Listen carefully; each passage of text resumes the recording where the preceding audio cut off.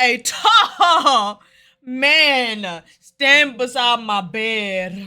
If you need anything, don't hesitate to push that call button. Boy, watch out! Push that call button. Listen. I know you lying, bitch. Wake up. I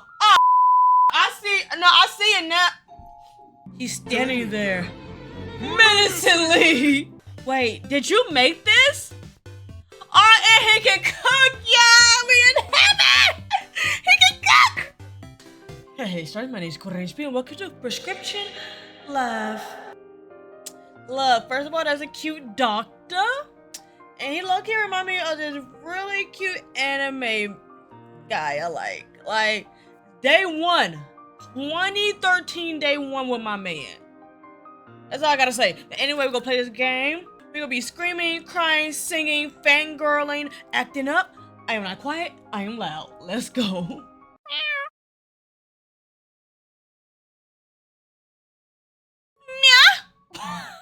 I'm sorry, my bad.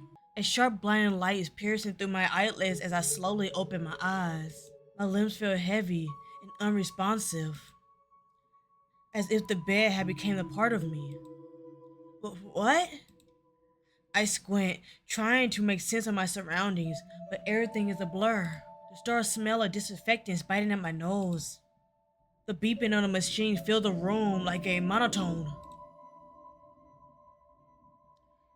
I look around disoriented, my vision slowly becoming to focus. I'm lying in bed, covering crisp white sheets. And there's something strapped to my arm. An IV line. I know all about this. I used to be a phlebotomist.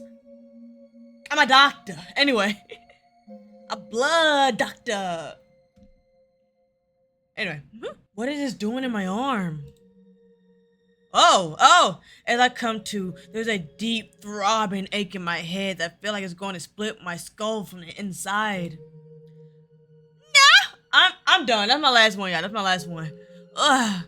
Why am I... My thoughts are fragmented, disjointed, like a piece of puzzle scattered in every direction. My chest tightened as the realization hit me. I can't remember anything. What happened to me? Why can't I remember anything? I closed my eyes, hoping for some fabric of memory to come into return. Think, just think. ... Nothing. My breathing quickens, my hands clutching a sheet of fur. How can I not remember anything? Why is everything a blank? Every effort to remember ends up with nothing, just to void where my memory should be. I tried to sit up, but a sharp pain shot through my head, and I collapsed back into the pillow. My heart pounded into my ears, drowning out the faint beeping of the machines. I feel my anxiety threatening to swallow me whole, when suddenly, a calm, steady voice cut through the chaos swirling in my head. Hey, it's okay. His voice was gentle, but there was a firmness to it. Ooh! Pulling me from the brink of panic. I slowly turned my head to the source of the voice.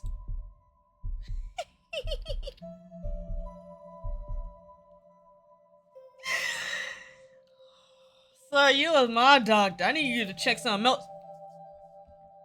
It's too early to be acting up, y'all. We're not even 5 minutes into the video. Chill. Y'all already know. A tall man stand beside my bed. He's tall, but there's nothing intimidating about him. Because I'm the intimidated one. His hair looked a little messy, like he'd been here for a while. Take a deep breath. Has he been here the entire time? Do you know where you are? No. I shake my head slowly, feeling a tear prick in the corner of my eyes. Everything felt unfamiliar, terrifying. The walls were too bright, too sterile.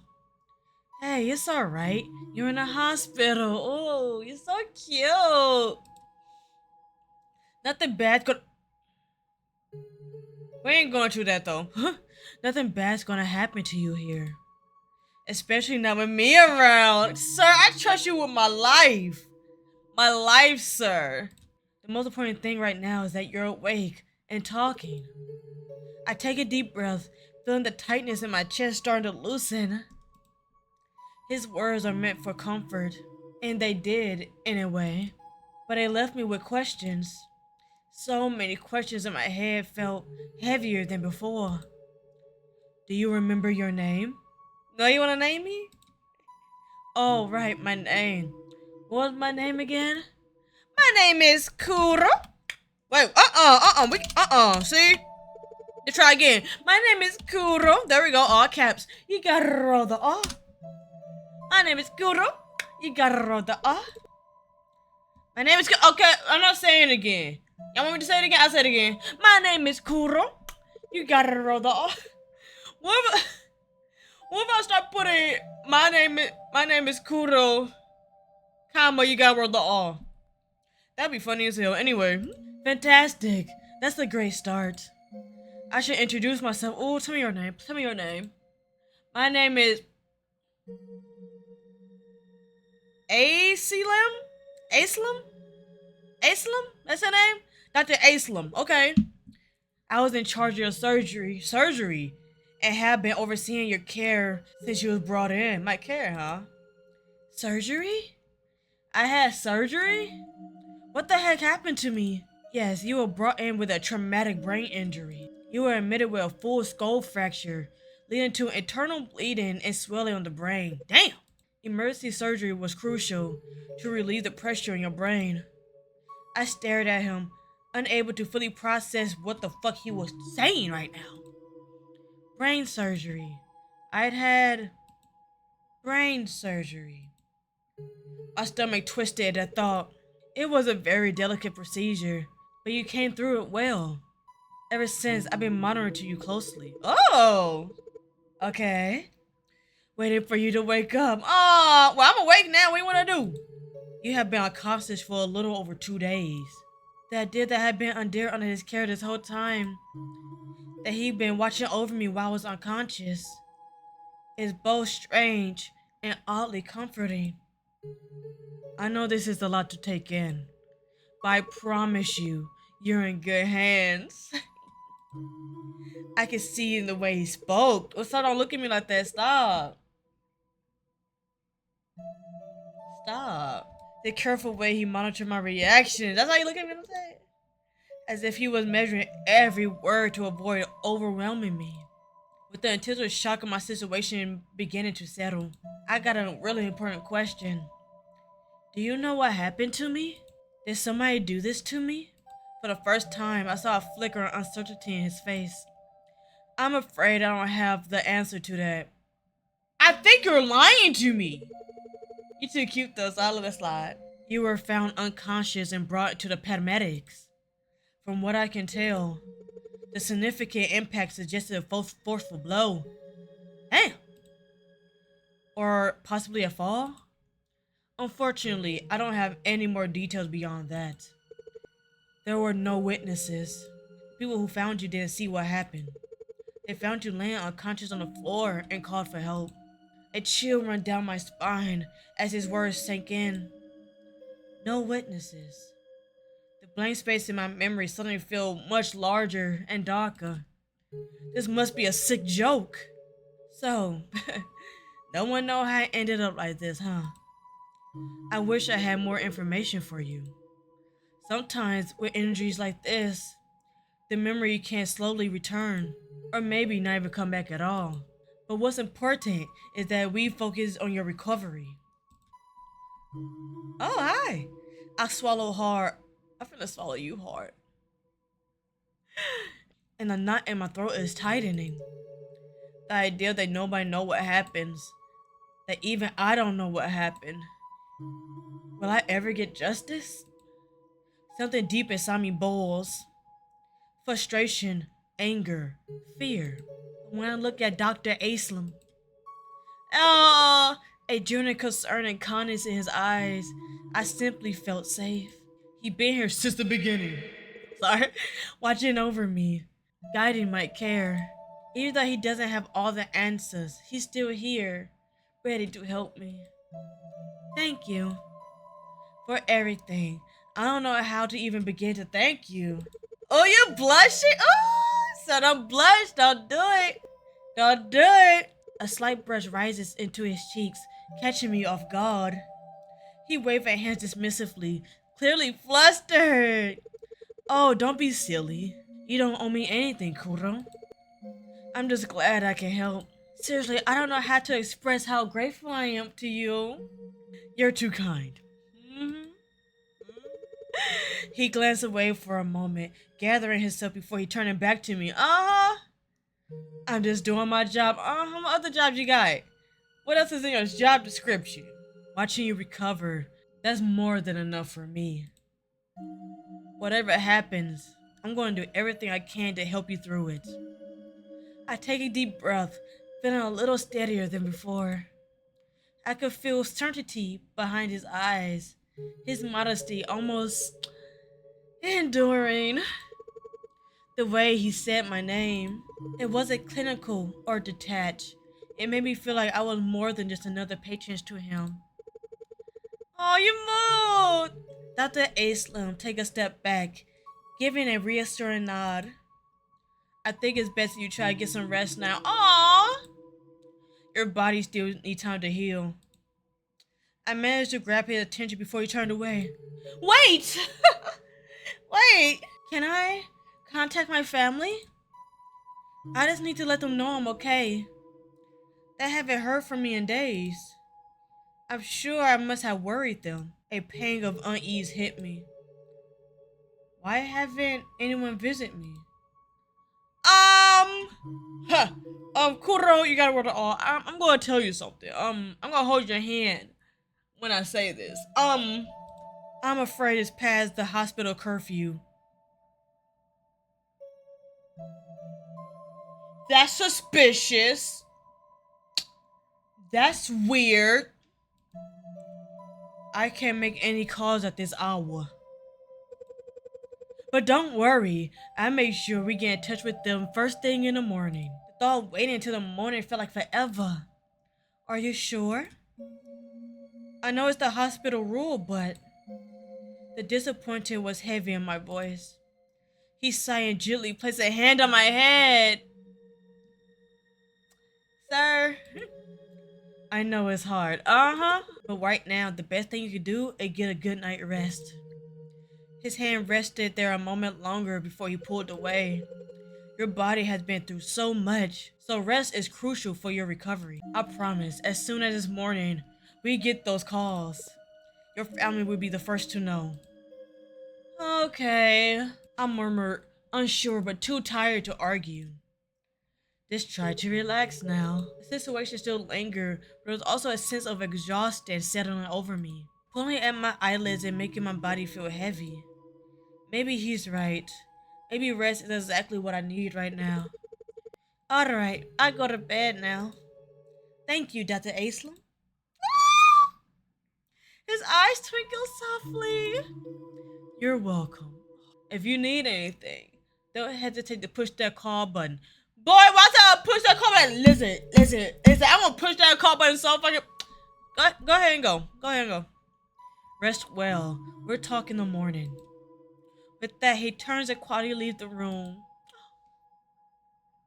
closing the door softly behind him. I'm left alone in my thoughts. Ooh, I can shake these midnight thoughts when I'm alone. Y'all know nothing about that.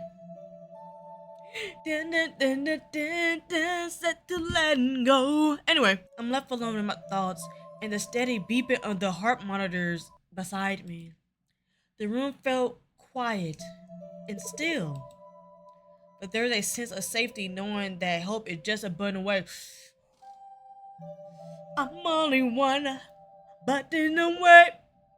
He be there to save the day. Superman, I'm sorry, yeah. I thought you were gonna be singing. I closed my eyes, trying to focus on my breathing. Then the sound of the hospital faded into the background. The weight of the day pressed down on me, and slowly, as I drift off, I hold on to some hope that tomorrow will bring some answers. Finally, the sound of a familiar voice. My sleep was suddenly interrupted. A soft creep.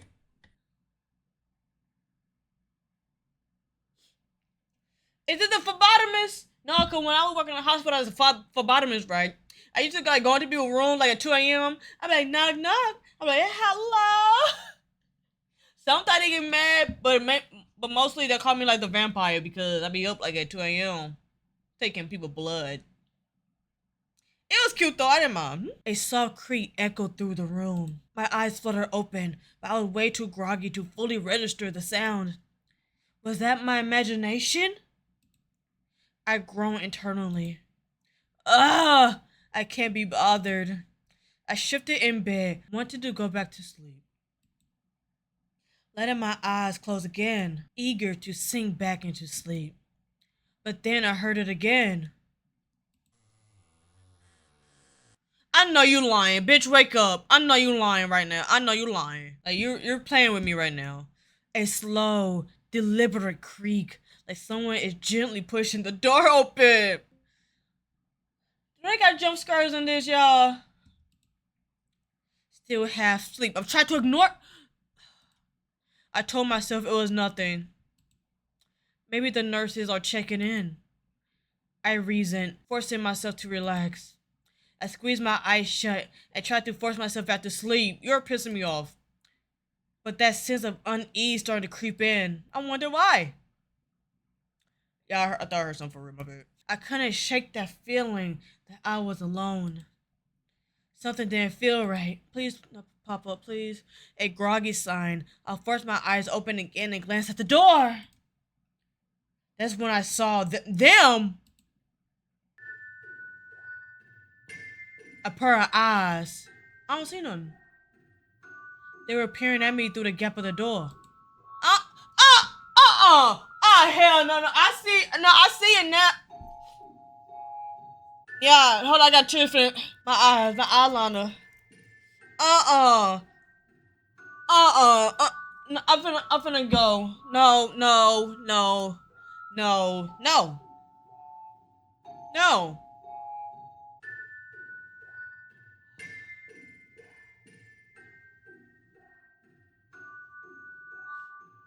I gotta go in there.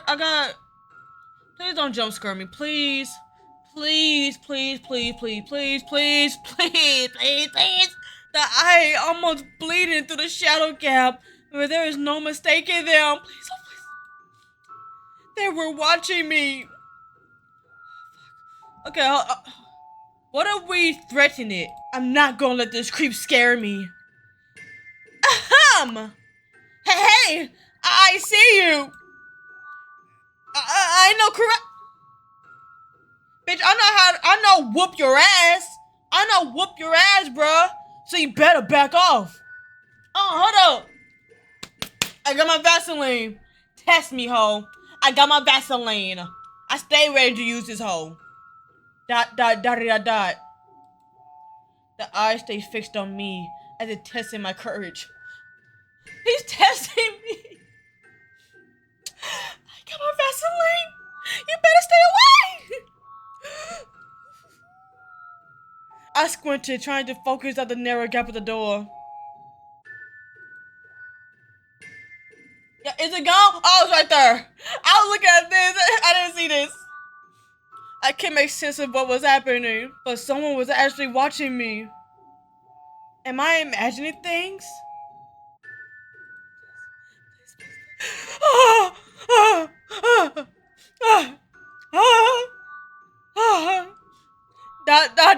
Dot. Nope. Then the moment is clarity. I remember the call button in my head. Dr. Armin. Dr. Alum. It was right there, within my reach. My lifeline to help. I fumbled for her with trembling hands. My fingers were finally finding the button. The inside press it. The eyes vanish. Yeah. He got scared his Vaseline, y'all. It's that cocoa butter healing jelly. He started that shit. Put my Go back. One moment they were there, and the next, they were gone, as it never existed. I quickly sat up in bed, staring at the door. The gap is now empty. I listened carefully, and then I heard it. Soft sounds of footsteps, light in a hurry, moving way down the hallway. My pulse quickens, my mind reeling to what the fuck happened. Within seconds, Dr. Aslam entered my room. Hey, baby. Hi. I got something to tell you. Something was in my room, and he started breathing all weird, but I scared them off with my Vaseline, because I don't play that shit, and I'm just letting you know what the fuck happened. Why do you look scared? Because I called you? I came as fast as I could. His eyes immediately swept the room, searching for any unseen threat. Oh, ain't you protective? I could see the concern in his expression as he turned to me. Is everything alright? You pressed the call button. Did something happen? Somebody was...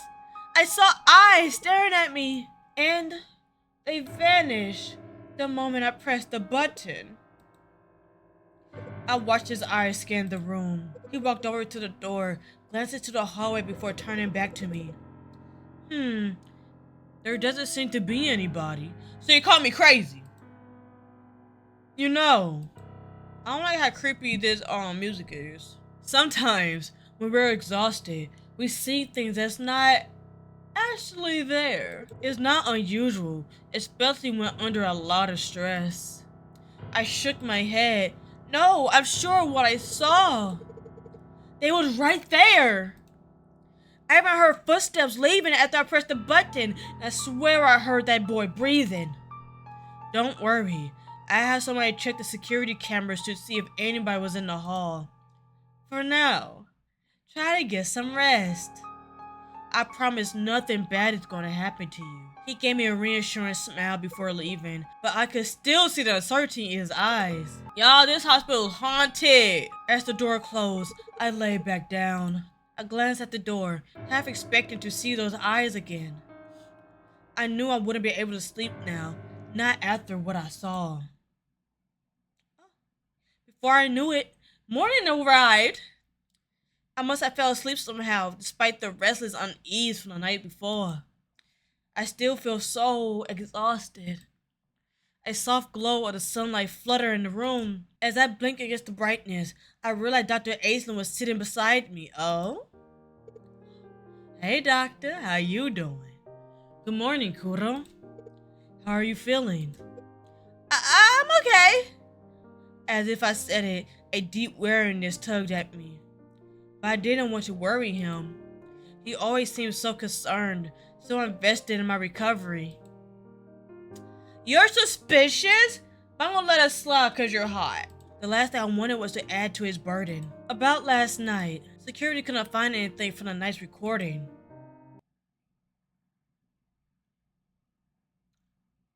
The music stopped. His words and the music hung in the air. What? Those eyes. Has it really been in my head? Just a fragment of my imagination. But I do hope you managed to get some sleep though. I hesitated, unsure how to respond. I'm gonna let it go. I'm gonna let it go. Yeah, I did. But the truth sat heavy in the back of my head, a weight I couldn't shake it off, man. Even though the memory of last night still gone at the edge of my mind, there is no use to overthink it now. Trying to focus on something else, I reminded him. About the call you promised last night to my family. Of course, I remember. I promise, and I always keep my promises. He reached to his pocket and pulls out the hospital phone and handed it over to you. Watch that phone not work. Here you go. Let's get that call made. I eagerly take the phone. I dialed familiar numbers and pressed it to my phone into my ear. The phone rang once, then twice. It keeps ringing. I waited, holding my breath, but no one's answer. Just a persistent sound of ringing, and then, finally. Hello, no one is available to take your call. Please leave a message after the tone. Bitch, you better pick up at the hospital. I'm gonna have that injured. Bitch, don't pick your damn phone. You know how fucked up that is? I'll talk to you later, mama. See you later. Bye. Not my mama. Seriously? I lowered the phone. I can't hide the disappointment in my face. I didn't even try to mask it. ... No one answered. Dr. Aislinn placed a comforting hand on my shoulder, grounding me in the present. His touch is warm and comforting. I looked up, and his expression mirrored my sadness that I felt. I'm sorry. I know how much you wanted to speak to them. Maybe they're busy, that's all. Don't worry. I sighed, trying to push down the disappointment. Yeah, you're right. I tried to sound convincing, but the emptiness still lingered. Dr. Aislinn gently took the phone from me, his fingers brushing against mine. I know it's not the news you was hoping for, but I have something that might cheer you up. Oh? What? Before I could respond, he stood up, shifted energy, catching me off guard. With that, he stepped out of the room for a moment. Aw, something for me? Whatever he had planned, I hope it would take my mind off everything. Even just for a little while. He returns, carrying a tray of food. Oh, you got some food! Food always make me feel better. Thank you, doctor. Oh, what you got me? Okay! Okay! You got this freaking arcade music? Ta-da! When it's set down in front of you. Whoa! Oh, you got this good music and you got me good some good food. Let me stop dancing. I look down at the plate, the eggs and bacon arranged into a smiley face. Low-key, I love sunny side up eggs. I like to like bust the yolk open and suck out the yolk like a vampire.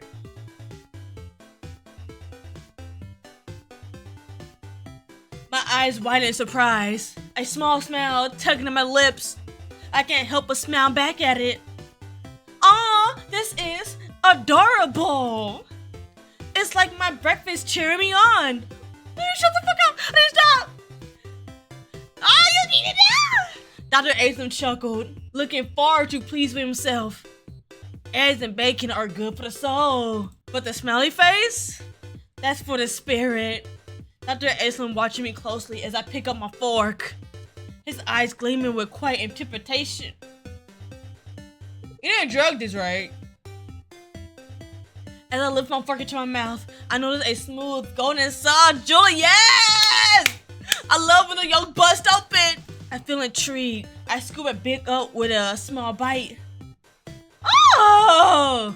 It's getting colorful here, y'all. The moment it hit my tongues, the flavors deepen. Rich, creamy sauce with a hint of tang that perfectly balances all the savor of the bacon and eggs. The sauce elevates to the meal the way I haven't expected. This is amazing. I'm almost at disbelief how delicious this simple meal is. I take it the smiley face is working its magic. Definitely. But the taste, this was really winning me over. Like, it's salty, sweet, and a little buttery without the richness, man. There's a big grin on Dr. Aislinn's face. He's clearly pleased with my reaction. I thought the sauce might be a nice surprise. Cause I know sauce girly. Adds a little bit something extra to bring it all together. You weren't kidding. I took another bite, savoring the way the cream sauce cut through the richness of the bacon. You could serve this at a restaurant. I never had breakfast like this from a hospital before. Well, I just wanted to make sure your first meal felt special. Aww. I paused, looking down the plate again, then back at him. Wait, did you make this? Oh, and he can cook, y'all! We in heaven! He can cook! He cute, he tall, and he can cook!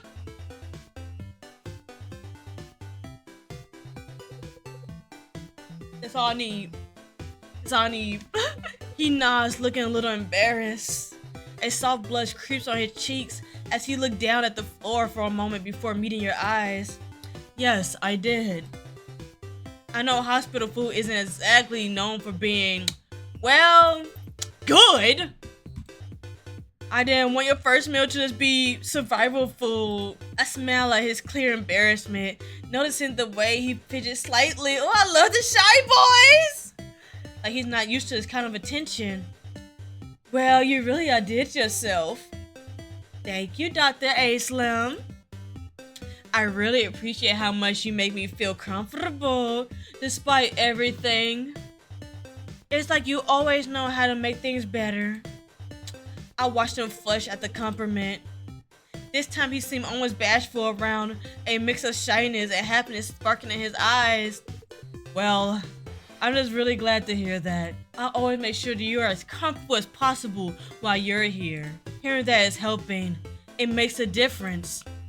It means a lot to me. So, really, thank you for saying that. His genuine happiness really soothes though. It was clear that my compliment had brightened his day in ways that went beyond mere politeness. As I'm about to finish the last bite of my breakfast, my eye drifted to the cup of coffee quietly sitting on the tray. I hadn't noticed it the whole time. I was enjoying my breakfast. Black, steaming and inviting. Black coffee? Can I get cream and sugar? Like, I like my coffee where it look like it's not even coffee. My coffee, when I make it, it look like milk. That's how sweet my coffee be, for real, for real. I reached for the cup, taking a sip.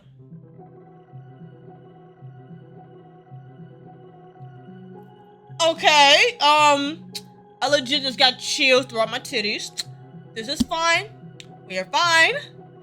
It's calm. Like, literally chills happen. I instantly paused. It's rich, soothed, with just the right hint of bitterness. It's not just good. It tastes exactly like the coffee I make. I fucking knew it, y'all. Not close, not similar. Exactly. Wait, this tastes exactly like the coffee I make every morning. How is that even possible? Sir, you're crazy. We'll get along just fine. Trust and believe me. I know. His voice barely above a whisper. So quiet, I almost wonder if I imagined it. He's standing there, menacingly. His usual calm demeanor in place. But there's something different in the way he watches me. What was that? You said something? Say it with your chest. The words slipping out before I can stop them. He just smiles, a warm, casual smile. Like nothing is out of the ordinary. Oh, really? I narrowed my eyes, still processing the shock. No one ever get it right the first time.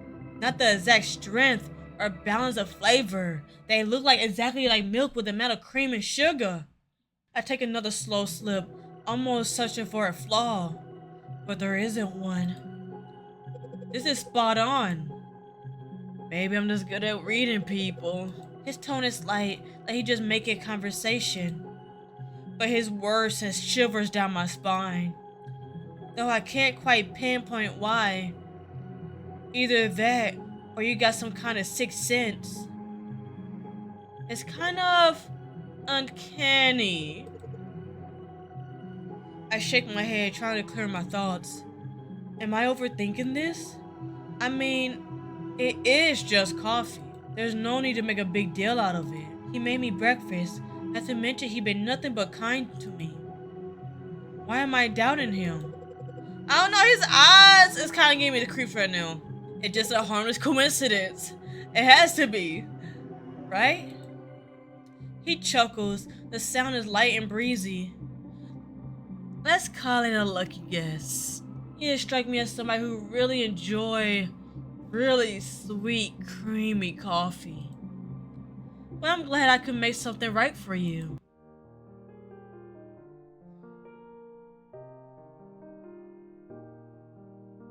Okay. His words are genuine.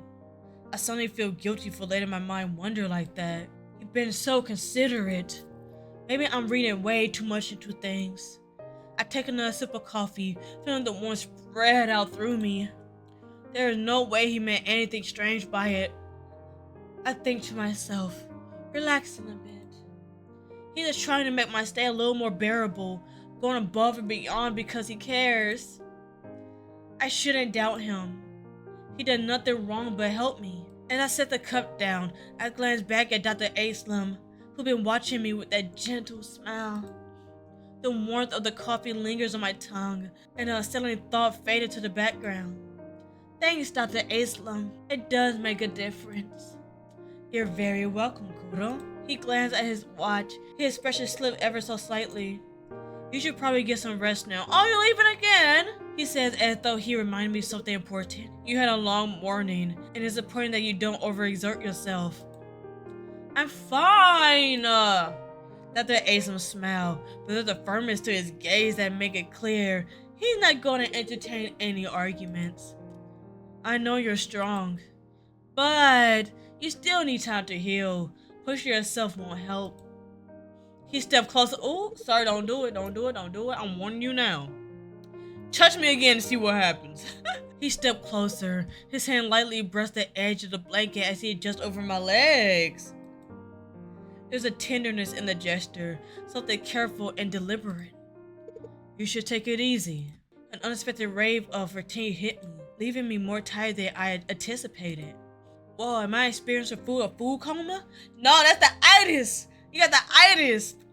I sighed, feeling the pull of adrenaline to become harder to resist. As if sensing my thoughts, he offered a reassuring smile. I'll be back to check on you later. Alright.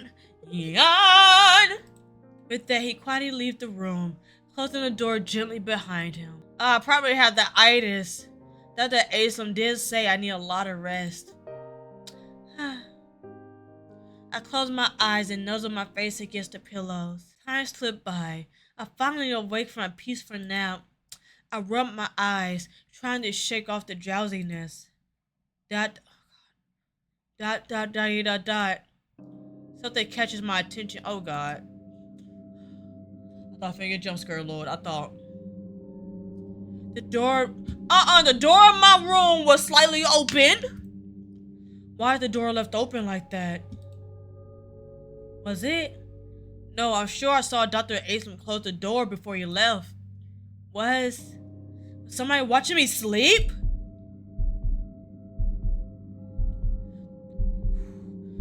The slight of partially opening door leaving me a little bit on edge. I feel vulnerable, exposed. I sit up, heart throbbing in my chest, trying to rationalize the situation. Maybe it's nothing. Maybe. Suddenly the door creaked open wider. Please leave me alone. Please leave me alone. Please. A figure steps into my room. Oh! Hey, baby. Dr. Aslam. How you doing? How are you? Knock, knock. Smiling warmly, holding a clipboard with one hand and a small tray of medicine on the other. I'm here for your checkup and medicine. He noticed the fear in my face. You look terrified. What's wrong? My heart still racing. I explained quickly. I was taking a nap, and when I woke up, the door of my room was slightly open. It reminded me what I saw last night. His face changed slightly, to one of guilt. His gaze dropped on the floor.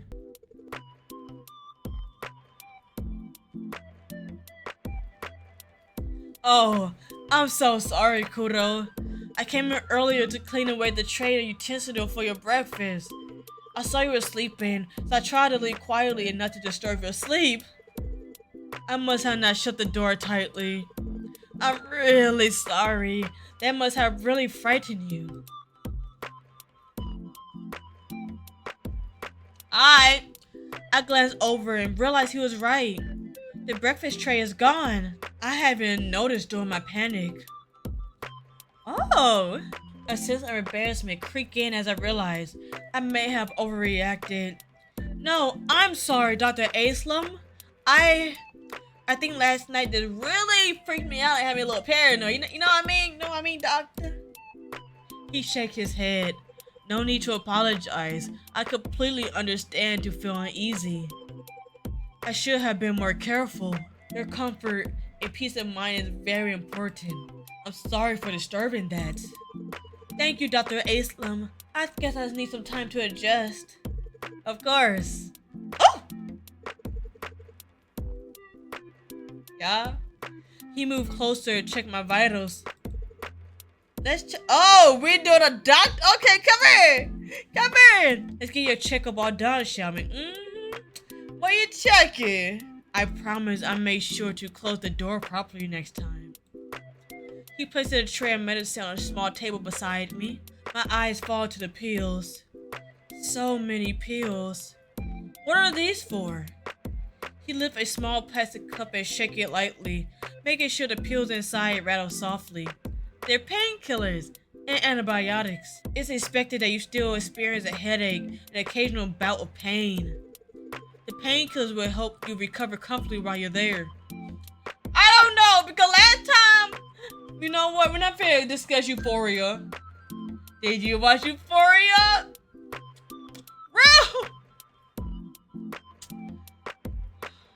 He paused for a moment before adding, leaning back slightly as if considering the best way to explain.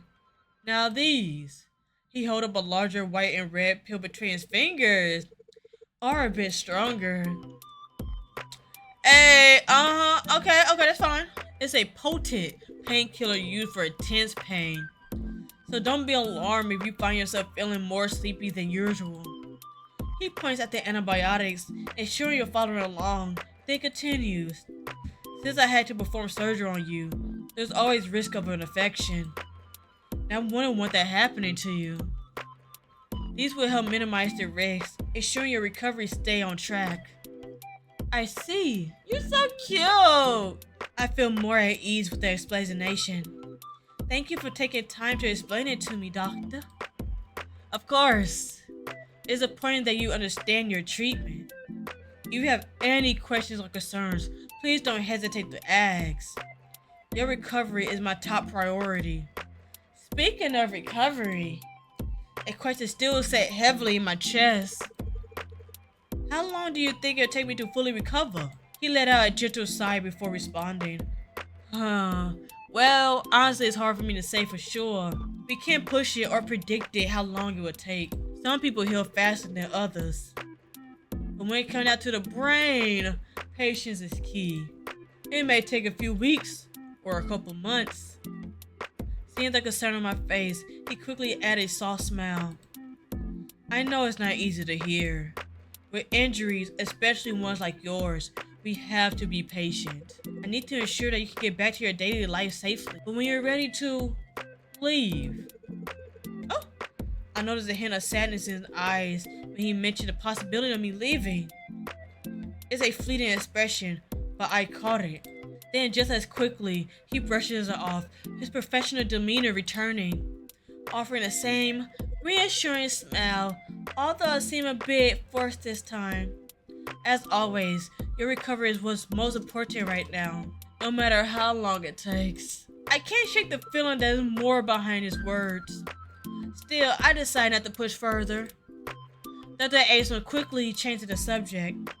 Let's get you settled with some dinner, shall we? Oh, yes. Yes. What's for dinner, doctor? He stepped over to the small cart, lifting a bowl with a little. Oh, what we got, doctor?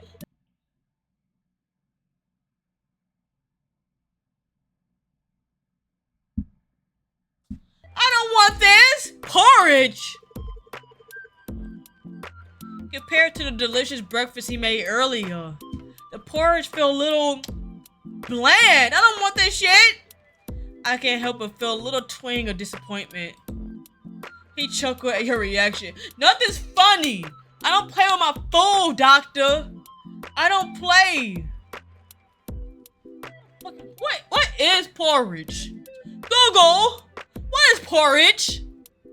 The fuck? I don't want that! I'm sorry. It's not the quite same as the breakfast, is it? No, it's not! I can't always be flowing. Aww!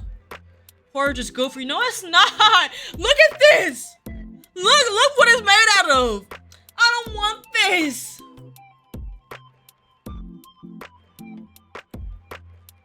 It's gentle on the stomach and easy to. I want some Taco Bell. I understand the need for a simple meal, even though it's not as appetizing. He gave me an encouraging smile. And I pick up the spoon. Oh! I'm sorry, I cracked myself up, y'all. Oh! I don't want to eat it. Who knows? Maybe I'll surprise you with another special breakfast soon. You know what? Just for that, I behave. I behave. Come on. Come on now. I can't help but smile back. I hold you on to that. The taste may be bland, but the warmth and care behind it make you feel confident. You know what? I'll let it slide. No, fuck that. I'm not letting it slide. I keep letting things slide when I shouldn't. After finishing the porridge, I feel a heaviness in my drowsiness creeping. And must be the medication setting in. I struggle to keep my eyelids open. Dr. Aslam, always observant, noticed my struggle to stay awake. Let me take this away from you so you can get a good night rest. He moved quietly, carefully gathering up the dish in the tray. Okay, but you will be back in the morning, right? Why are you blushing? Did I say something wrong? Why, of course.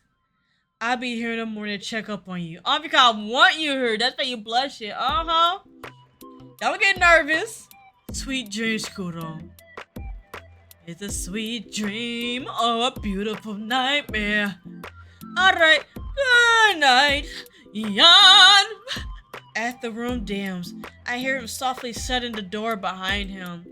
A simple assurance that the room is secure and safe. With the door closed, I finally allowed myself to fall asleep.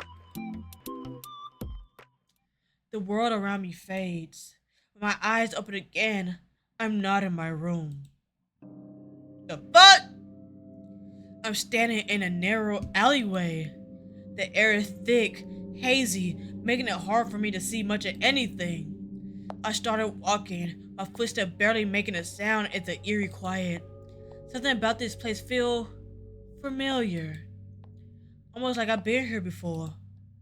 But I can't quite put my finger on it. The more I move, the more the sensation gog at me, tugging at something deep in my mind. Then it clicks. I'm dreaming. The realization brings a strange comfort, but also a deeper confusion. Why does this place feel familiar? What is that? Y'all heard that? That's probably just me walking. I keep walking, looking for an exit, but the alley stretches endlessly before me. No doors, no windows, no one else in sight. Suddenly, I hear extra footsteps echoing behind me. I'm not alone. My heart skipped a beat, just as I'm about to turn around. Oh, what the fuck? My eyes snapped open and I wake up. Oh! He is up in my face, huh? Like, let me just do that to your nose real quick, cause yum yums. I'm immediately greeted by the sight of Dr. Aslam's face, inches away from mine. How you doing? You trying to get close to this face? Dot. Oh no, I caught your ass. You in it now. You in it now. Ah! We both shouted at the same time. He jumped back so fast, he nearly knocked over the tray beside my bed. No, come here. Come here, I know you want this chocolate, doctor. Come here. His eyes are wide as shock, and he looked as flustered as I feel. My heart started pounding in my chest, not just from the dream, but from him having so close to my face. I didn't mind though. I opened my mouth, but no words came out, feeling shy under his gaze. My words felt heavy and misplaced, as if only if I make this moment awkward. Sorry, he stammered quickly, standing upright. I didn't mean to scare you. I watched his hand fidget nervously. I was just checking your vitals, and you look so peaceful and it's okay. I mumbled, cheeks warm. Suddenly, I'm unable to look directly at him. The room feels suddenly too small. Then a silence before he quickly recovers. So, how was your sleep? It was weird, actually. I had a dream about an alleyway. You know about that alleyway, do you? You the one put me in this hospital. You the one that hurt me, did you, doctor? Are you even a doctor? Is this room even a hospital room? Am I even in a hospital? Unless this is a room to make it look like I'm in a hospital, I might see a house somewhere in the basement. So you can keep me to yourself. And the drugs are for me to forget. Is that what this is, doctor? Anyway, something flickered across his face. A slight shift of his expression as he paid extra attention. An alleyway? What happened? I shrugged, feeling a bit off of the dream. I was walking, and then I heard footsteps behind me, like someone was following me. But I woke up before I turned around. He listened carefully, his eyes focusing on me like he's considering something. There's a moment where I think he might ask more, but he doesn't. He gave a small chuckle. It does sound like a strange dream. But all dreams are usually made up of random thoughts and feelings mixed together. I released a breath I didn't realize I was holding. Yeah, you're right. Thanks for that, Dr. Aisling. Of course. He gestured a small tray beside the table. Ooh, what you got me, babe? What you got me? What you got me, babe? Anyway, I brought you breakfast. I hope you're hungry. Oh! Way better than that bullshit from last night. Porridge? Really? I looked over, noticing a bowl of salmon and rice. Though some of it had built onto the tray. I don't care, I can pick it up and still eat it. His eyes widened in horror as he noticed the mess. Oh no. I didn't realize. I'm so sorry. I could bring you a friend. No, baby, it's fine. It won't take long. Baby, it's fine. Before he can leave, I reached out. Wait! My hand gently stopping him. No, it's fine. Really, it's fine. I want to eat it. It looked delicious. I picked up the spoon to take a bite. The buttery taste of salmon immediately filled my mouth, and I smiled at him. See, it's perfect. I say, my word muffled slightly by the food. His face softened, the guilt fading from his face. He watches me for a moment. There's something tender in his gaze that makes my chest warm. I'm glad you're enjoying it, even if it's not exactly how I planned. After savoring the damn, I eat it that fast? I'm a fast eater.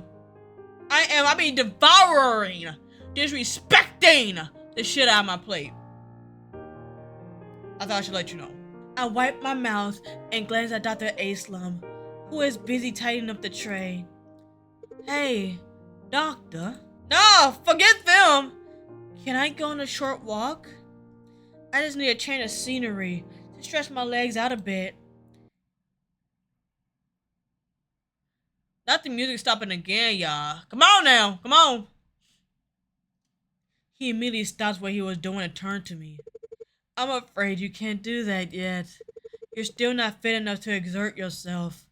I frowned my brows slightly. Not even walking? I asked, trying to push a little, thinking it wouldn't be much effort. His stance doesn't soften, even walking. The final in his tone make it clear that he isn't budging on this. Just outside my room? Absolutely. Whoa, damn!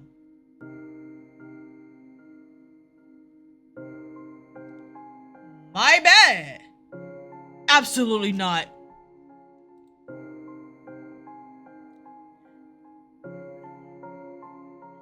I'm sorry?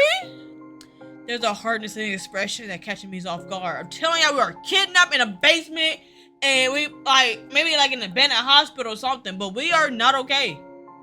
Anyway, for a brief moment, I felt a small flicker of fear, but just as quickly as it came, the intensity ran away and his usual gentle demeanor returns. No, y'all. It's for your own good. Even a short walk can set you back. I need to make sure you're fully recovered before you go exerting yourself. He explained it calmly, but the memory of that sudden shift lingers. Still, I nodded, reminding myself that the doctor knows what's best for me. Very good. The firmness in his voice now replaced with a tone of approval. I sink back into bed and breathe softly, but I'm suddenly overwhelmed by the sense of sleepiness. Wait, did I take my medication?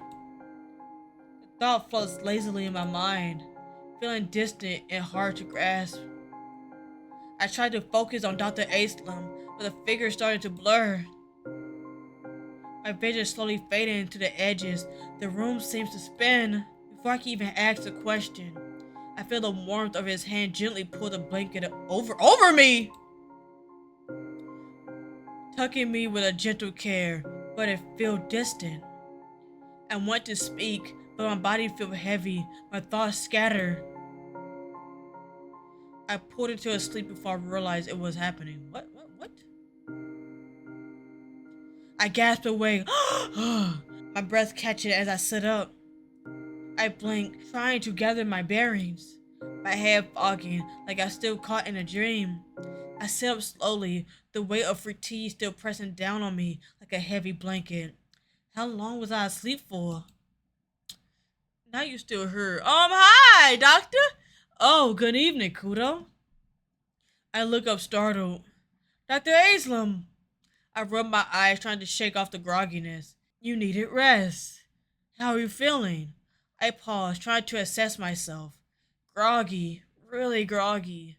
I emit the words slow and form. Why do I feel so tired? I asked, my voice a little sharper than intended. I mean, at the breakfast, I was exhausted.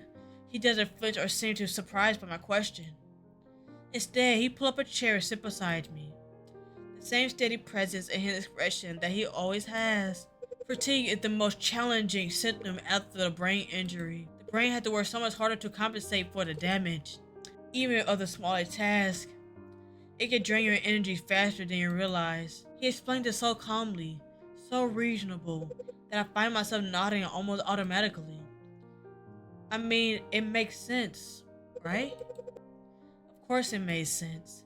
But why do I feel unsettled? It's not unusual to feel exhausted with your condition.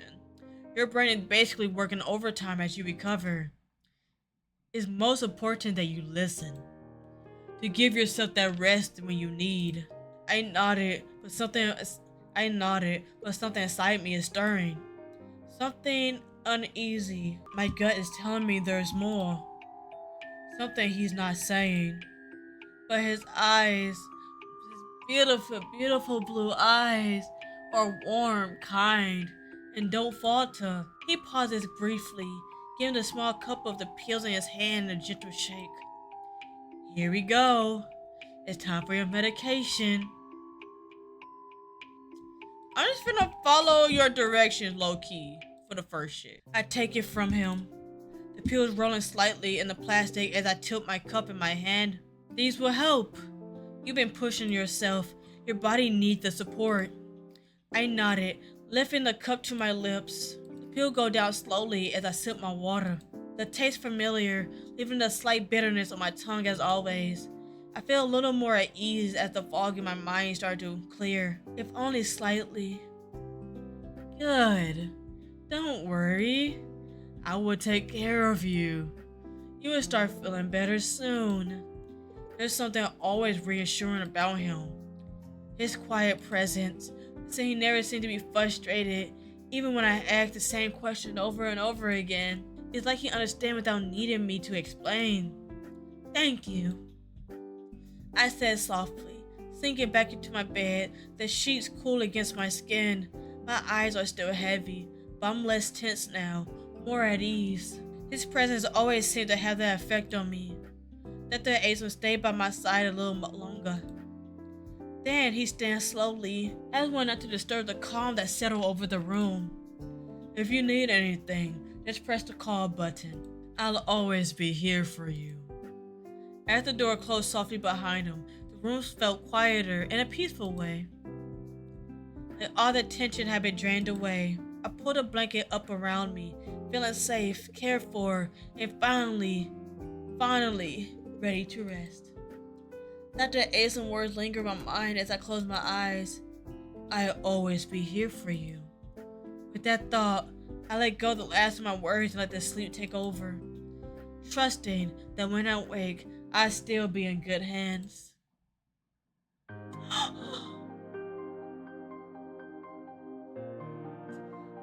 Doctor, let's see the other options, shall we? Carry on.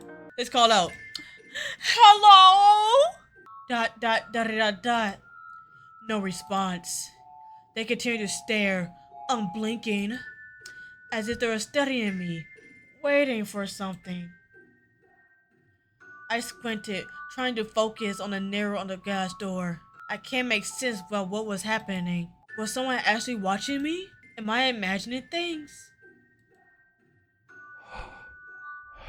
Okay. So basically that's it for that part. No, what happened if... Okay, let's try doing nothing. I wanted to look away and close my eyes and pretend I didn't see anything, but I couldn't. I was paralyzed. My gaze locked onto the door. I squinted, trying to focus on the narrow gap in the door. What's happening? Something at the... Okay. What happened if we insist? I know I saw something, doctor. My breath fastened, and the anger flared in my chest. Are you serious? I snapped, my voice louder, harsher than what I meant. I could feel the frustration boiling over, too intense to hold back. There was someone there, Dr. Aisling. I wasn't imagining it. I could feel them watching me. And you're telling me there's no proof? How am I supposed to sleep knowing there's some creep still in this building? Oh, baby, I mean it. I mean to raise my voice. I'm making quiet my voice. I didn't mean it, man. I mean it. Dr. A looked saddened. Like my reaction wounded him somehow. Aww. He opened his mouth to say something, but no words came out for a moment, and the silence between you grew thick with tension. I'll talk to him again later. I hurt this baby feelings. I mean it. I mean it, man. I mean it. His voice softened now, as though my anger had deflated him. I promise I'd dig deeper into this. I don't want you feeling unsafe. I'll make sure they take a closer look. Trying to focus on something else, I reminded him. About the okay. I didn't mean to hurt your feelings for real. Oh, okay. Can I try calling my family again? Of course, let me get you the phone. He leaves the room briefly and returns with a phone in hand. I dialed the number carefully. Each press is deliberate. I double-checked the number and made sure that it was right. I bring my phone to my ear, waiting for a familiar ring. But again, there was no answer. I frowned. This is the second time they haven't picked up. Something doesn't feel right. I take a closer look at the phone and realize there's no signal. Doctor! There's no signal to my device. Confused, I asked him, why isn't there any service? Now he looking away. Don't look away, look at me when you answer. Dr. Aisling paused for a brief moment before offering a quick response. Wait, what the fuck? What was that? What? I didn't do that. That did it all by itself. Low-key, I'm gonna try again. Just in case I'm the one that fucked up, but let's see how fast that hoe go. Ready for a ring. There's no answer. I frowned. Taking it to pick up, something didn't feel right. Yada. Hey, yo. Okay, look at my hands, y'all. Nope, I didn't do that. Okay. I'm finna pause it there. I'm gonna pause it so y'all see what he said, but I didn't see what he said. I know I'm editing. I can't help but feel like the explanation was strangely rushed. The room feels too quiet now, like the silence is pressing down on me. I sink back into the bed, exhaling softly, but I'm suddenly overwhelmed by the sense of sleepiness. Wait, did I take my medication? What happened if we rejected it? No, no, 1,000 times no! I stare at the small cup of pills in his hand. I don't know why, but this time, the sight of these pills make my chest tighten with dread. He watches me, waiting patiently, but something deep inside me snaps. No, I'm not taking them. I slap the cup away from his hand. The pills scatter across the floor. What the hell have you been giving me, Dr. Aslam? I feel exhausted all the time. I can barely think straight. And you're just keeping handing me these pills like it's nothing. These are your prescription medication pills, Kuro. They help manage your symptoms and reduce the pain without them. I don't trust you. How I know they're not making things worse? What if you're keeping something from me? Dr. Aslam looks stunned, but the sadness in his eyes stand out. It's subtle, but beneath the surface, like he's holding it back, trying to stay composed. I'm sorry. Don't look so sad, baby. My bad. I'm not trying to hurt you. The medication is just to help you recover. Without it, the pain will come back. I just can't bear watching you suffer. But I'm not listening. The mistrust that festers inside me has reached its boiling point. I'm not taking them. I don't trust you! Dr. Aslam nodded, his face falling just slightly as my words weighed heavy on him. He looked at me for a long moment, something unspoken in his eyes, an almost pleading sadness. Oh, I'll take it, my bad. Give me the pills, bro. I'll take it. For a moment, I expected him to argue, to push back, but he doesn't. He sighs, stepping back. I won't force you. He stands, holding the now empty cup. His eyes locking with mine. There's no anger in his gaze, just quiet sadness. As though he's trying to remain strong, but fully can't hide how deeply my rejection had cut him. He turned towards the door, moving slowly, almost reluctantly. As he reaches the door, he pauses, his hand resting on the handle. If you change your mind, I'll be here. His voice is soft, but I can hear pain in it. I'll never stop trying to help you. Then, with a single glance, he leaves the room.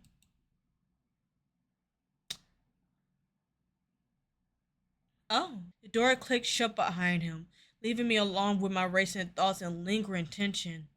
The room feels colder, emptier. I sit in silence, the air thick with tension of what just happened. My anger still shimmered beneath the surface, but the moment Dr. Aslam left, doubt creeps in. I know I shouldn't have lashed out like that, but something inside me just couldn't let go of the distrust. With nothing else to do, I let out a long, shaky breath, trying to shake off the exhaustion that still weighed down on me. Maybe I need rest. Maybe everything would feel clearer if I just sleep this off. Yeah, I'm hearing voices, y'all. But almost immediately, a sharp, stabbing pain erupts inside my skull, so intense that it rips gaps in my throat. The pain is unbearable, instinct, and overwhelming, as if something inside my head is clawing, tearing, ripping to break free. I clutch my head with my hand, squeezing as hard as somehow crush the pain away. But it's useless. My vision blurs in darkness, the room twisting and warping around me. I can barely see. I need help. I need to call someone. Doctor, help! Doctor! I need a doctor. Call me a doctor. Doctor! I reach blindly for the call button, but my fingers are trembling so bad it feels useless, slipping across the bedside table in desperation. The call button trembles in my hand, bounces endlessly into the floor. I know I have to move. I have to get help before this pain rips me apart. I force myself to stand, stumbling forward like a puppet whose string had been cut. My legs giving out beneath me, the world spinning as I fall.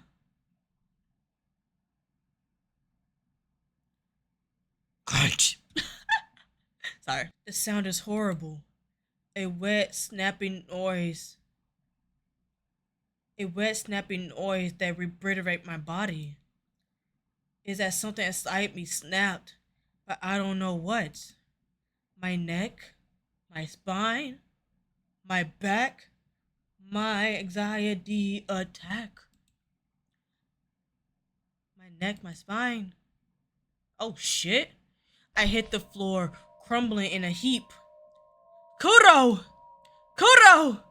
I barely registered the sound of somebody calling out my name. I can't move. I can't breathe. Please, please stay with me, Kuro! Kuro! This is all my fault. Please, Kuro, don't. But I can still hear them, barely, calling out to me again. Their voice breaking, filled with desperation. My head bangs to the side, heavy and limp in their arms. The warmth tightened around me, holding me close. But I'm slipping. And then, complete silence.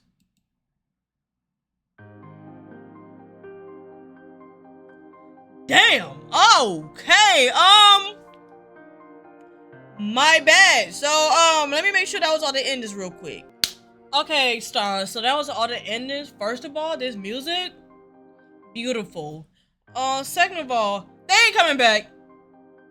Apparently, I was reading some of the comments and the game description, and apparently the artist for the game was bullied off the internet because people thought they was using like AI. Falsely accused, by the way, and now they ain't coming back because people want to be accused of assholes. That's fucked up.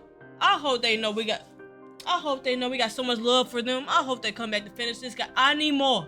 I need more, Dr. Aslam, creator. You see this? Please come back. I need more. There's people that'll be behind your back, like me. But anyway, we learned a few things. One, listen to your doctor. If the doctor say take this medicine, take your medicine. Two, Dr. Aslam. What's up? Like, he's cute. He remind me of my man, my baby. That man right there. That's my man since 2013. Since 2013. And 3, subscribe. 4, 5, like and comment. I will literally see you in the next video. Music. Bye. Please come back.